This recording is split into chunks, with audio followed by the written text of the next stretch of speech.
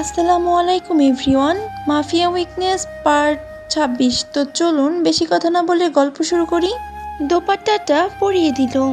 সাদা নাইট ড্রেসের উপর ওই লাল ওড়নাটা দেখতে এক অদ্ভুত বৈরিপত্য তৈরি করলো। ইনায়া এবার আর নিজের কান্না ধরে রাখতে পারল না। সে ভয়ে কাঁপতে কাঁপতে জায়নার দিকে তাকিয়ে অত্যন্ত ভীরু করুণ গলায় বলল, কি কি হচ্ছে এসব? আমাকে কেন এনেছেন এখানে? প্লিজ আমাকে বাড়ি যেতে দিন। তার কথা শেষ হওয়ার আগেই টেবিলের ওপাশ থেকে বয়স্ক কাজী সাহেব চশমাটা নাকের ডগায় নামিয়ে খসখসে গলায় বলল, তাহলে বিয়ের আনুষ্ঠানিকতা শুরু করি। বিয়ের শব্দটা শোনা মাত্রই ইনায়ের কলিজার জল যেন এক নিমিষেই শুকিয়ে গেল। সে শখে পাথর হয়ে গিয়ে বলল, বিয়ে? কিসের বিয়ে? কার বিয়ে? কার বিয়ে এটা? জায়ান টেবিলের সামনে একটা চেয়ারে রাজকীয় ভঙ্গিতে বসলো। তার চোখ দুটো ইনার ওপর স্থির রেখে অত্যন্ত গম্ভীর পাথরে গলায় বলল, তোমার আর আমার বিয়ে নায়া। এখন ভদ্রমের মতো চুপচাপ এখানে বসো আর পেপারে সাইন করো। এই বলে সে ইনার হাত ধরে টেনে পাশের চেয়ারটায় বসিয়ে দিল। কাজী সাহেব কাগজের দিকে তাকিয়ে জিজ্ঞাসা করলেন, মেয়ের বয়স কত? জ্যাক পাশ থেকে চট করে বলল, 15। কাজী সাহেব এক ঝটকায় কলমটা টেবিলের ওপর রেখে বললেন, অসম্ভব। আইনগতভাবে এই বিয়ে হতে পারে না। মেয়ে এখনও নাবালিকা। আমি এই বিয়ে পড়াতে পারবো না। জায়ান কোনো কথা বলল না। সে শুধু তার ঠান্ডা চোখ দুটো তুলে জ্যাকের দিকে তাকালো। জ্যাক ইশারায় বুঝলো। সে 1 সেকেন্ডের মধ্যেই নিচের কোমর থেকে একটা গ্লক পিস্তল বের করে সোজা কাজী সাহেবের কপালের মাঝখানে চেপে ধরল। হঠাৎ চোখের সামনে লোডেড গান দেখে কাজী সাহেব আর ইনায়া দুজনেই তীব্র আতঙ্কে কেঁপে উঠল। জায়ান তার চেয়ারে হেলান দিয়ে আঙ্গুল দিয়ে টেবিলে ঠুকতে ঠুকতে বলল, কি যেন বলছিলেন কাজী সাহেব? আইন?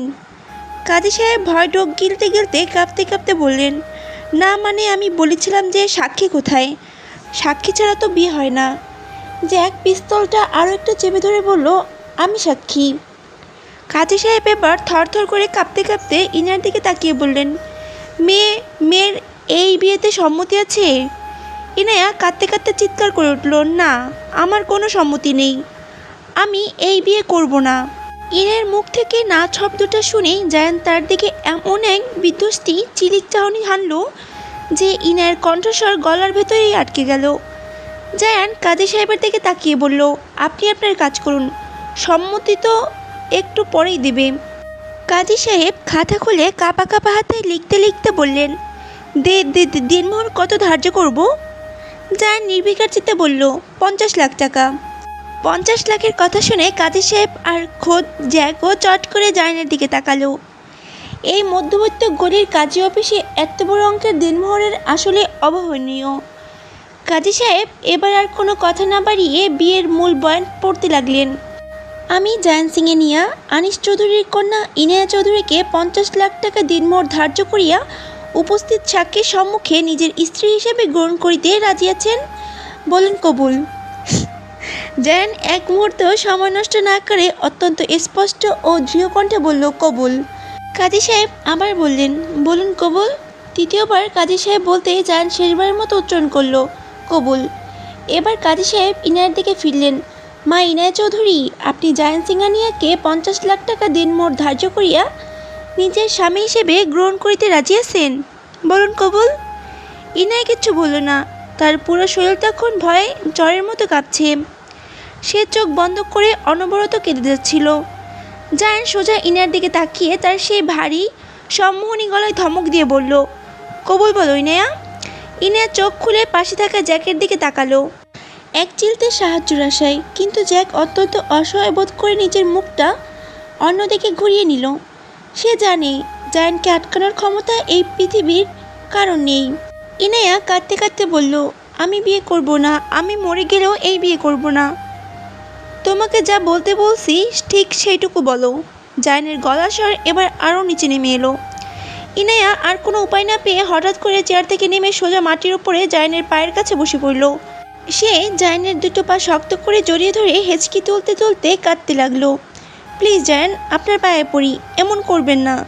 কেন আমার পেছনে পড়ে আছেন আপনি? আমাকে ছেড়ে দিন, আল্লাহর কাছে দোহাই লাগে, আমাকে ছেড়ে দিন।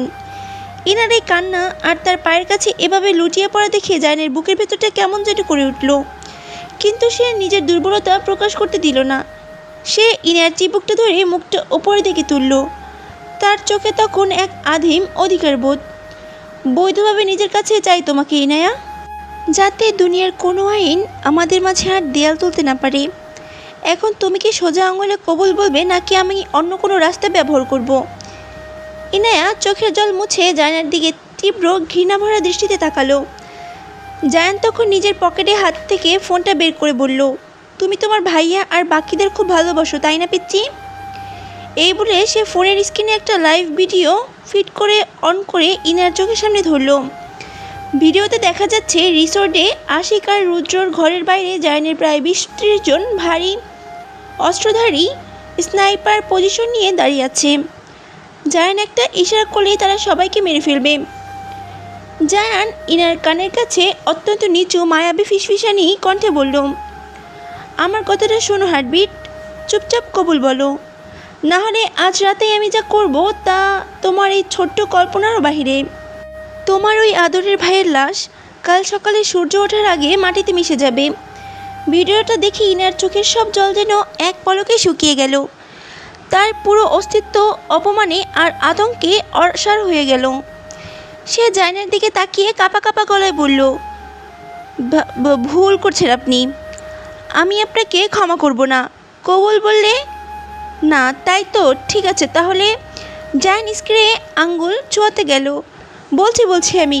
ইনায়া চিৎকার করে উঠে দ্রুত মাটি থেকে উঠে চেয়ারে বসলো। কাজী সাহেব এবার ভয়ে ভয়ে আবার জিজ্ঞাসা করলেন, তাহলে বলুন মা কবুল। জায়ান ইনায়ার দিকে একদৃষ্টিতে তাকিয়ে রইল। তার মনটা তখন ব্যাকুল হয়ে আছে ইনায়ার মুখ থেকে নিজের নামের পাশে কবুল শব্দটা শোনার জন্য। ইনায়া কিছুক্ষণ চুপ করে থেকে চোখ দুটো শক্ত করে বন্ধ করে অত্যন্ত ধীর এবং ভগ্নকণ্ঠে বলল, ক ক ক। জায়ান বিরক্ত হয়ে চোয়াল শক্ত করে বলল, কবুল বলতে বলছি, ক খ গ। ক খ বাদ দিয়ে সোজা সোজা কবুল বলো ইনায়া, একটু জোরে। ইনায়া এবার আর তার জীবনের সমস্ত শক্তি এক করে এক বুক কান্না চেপে তীব্র ক্ষোভ আর ভয় বলে উঠল, কবুল। তার মুখ থেকে শব্দটা বের হতেই জায়ানের বুক থেকে যেন একটা বিশাল পাথরের বোঝা নেমে গেল। সে এক দীর্ঘ স্বস্তির নিঃশ্বাস ছাড়ল। কাজী সাহেব পরপর আরও দুবার বললেন এবং ইনায়া অত্যন্ত যান্ত্রিকভাবে আরও দুবার উচ্চারণ করল, কবুল কবুল কবুল। বিয়ের মূল পর্ব শেষ হতেই কাজী সাহেব কিছু আইনি পেপারস জায়ানের সামনে এগিয়ে দিলেন। জায়ান এক সেকেন্ডও দেরি না করে নিজের রাজকীয় সইটা সেখানে বসিয়ে দিল। কিন্তু যখন কাগজগুলো ইনার সামনে দেওয়া হলো, তার হাত থেকে বেশি কাঁপছিল সে কলমটা ধরতে পারছিল না। সে কোনো মতে কাঁপা কাঁপা হাতে কাগজের উপর নিজের সইটা আঁকল। কাজী সাহেব কাগজ নিজের সিল আর স্বাক্ষর বসিয়ে খাতাটা বন্ধ করলেন এবং জ্যাকের হাত দিয়ে বললেন, বিয়ের আনুষ্ঠানিকতা সম্পন্ন হয়েছে। এখন থেকে আপনারা ধর্মীয় আইনিভাবে বৈধ স্বামী স্ত্রী। স্বামী স্ত্রী শব্দটা ঘরের বাতাসে প্রতিধ্বনিত হতেই ইনায়া যেন পুরোপুরি স্তব্ধ হয়ে গেল। তার মনে হলো তার চারপাশের পুরো পৃথিবীটা এক নিমেষেই ভেঙে চুরমার হয়ে গেল। ঘরের সবাই এখন একসাথে বলে উঠল, আলহামদুলিল্লাহ, আমিন। জায়ান চেয়ার ছেড়ে উঠে দাঁড়ালো। তার মুখে তখন আন্ডারওয়ার্ল্ড জয় করার চেয়েও বড় এক বিজয়ের চিলিক হাসি। সে ইনায়ের হাত ধরে তাকে চেয়ার থেকে দাঁড় করালো, কিন্তু ইনায় তখন এতটাই মানসিকভাবে ভেঙে পড়েছে যে এবং তার শরীর এতটাই দুর্বল যে সে নিজের পায়ের ওপর শরীরে ভর রাখতে পারল না। তার চোখ দুটো ঘুমে আর ক্লান্তিতে বুঝে আসতে লাগলো, আর সে সোজা মাটির দিকে ঢলে পড়তে নিল। জায়ান এক চুলো দেরি না করে অত্যন্ত দ্রুত ইনার কোমর জড়িয়ে ধরে তাকে নিজের শক্ত বুকে টেনে নিল। লাল ওড়না জড়ানো তার বৈধ স্ত্রীকে নিজের বুকের সাথে শক্ত করে চেপে ধরল। মাফিয়া কিং অবশেষে তার দুর্বলতাকে নিজের খাঁচায় আজীবনের জন্য বন্দি করে নিল। বিয়ের এই জোরপূর্বক বন্ধন ইনায়ের পুরো অস্তিত্বকে যেন এক টুকরো বরফের মতো জমট বাঁধিয়ে দিল। তার চারপাশের বাতাস, কাজী অফিসের জরাজীর্ণ দেয়াল আর লাল দোপাট্টার এই তপ্ত স্পর্শ সব কিছুরই অবাস্তব মনে হচ্ছিল। তার মুখ থেকে আর কোনো শব্দ বের হলো না। সে কেবল একদৃষ্টি শূন্যতায় তাকিয়ে রইল। জায়ান 1 সেকেন্ডও নষ্ট না করে ইনায়ার নিথর শরীরটা প্রায় জড়িয়ে ধরে ঘর থেকে বের করে নিয়ে এলো। বাইরে কালো গাড়ির সামনে আসতেই সে ইনায়া নিজের দিকে ঘুরিয়ে নিল।